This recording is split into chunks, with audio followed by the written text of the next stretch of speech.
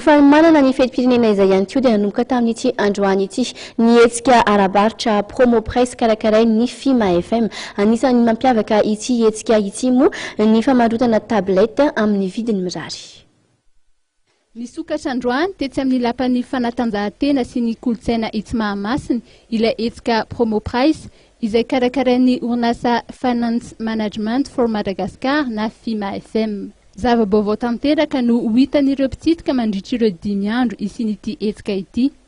Isan'ny isongadina ny varoboba eo amin'ny sehatry ny teknôlôjia toy ny fivarotana tablette amin'ny vidiny tena mirary. 7 sy 7 sy 1 ariary izany raha miaraka amin'ny SIM ary 7 sy 1 sy 1 ariary kosa raha misy wifi fotsiny. Raha tamin'ity andro voalohany ity dia tsikaritra fa nahasarika olo maro tokoa ity tolotra ity. Ny 400 ny vidiny tablette moa dia aloha mandritry ny famandriana ny entana izay atao mandritry ny hetsika promo price ary ny 400 ambiny dia aloha rehefa azo ny entana afaka 30 andro androany.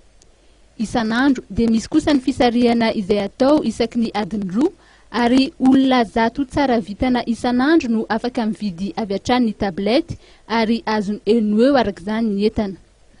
Ankoatra dia saika hita mandritry ny hetsika promo price ity avokoa ireo etam-barotra avo lenta sy tsara kalitao raha tsy laza afa-tsy ny akanjo mafana sy ny firavaka samihafa, ny kiraro sy ny hafa koa.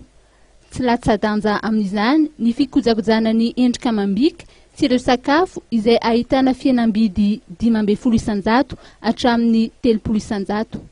Tsy farana raha tsy amin'ny alahady 30 ny volana jona ho avy izao ity hetsika ity.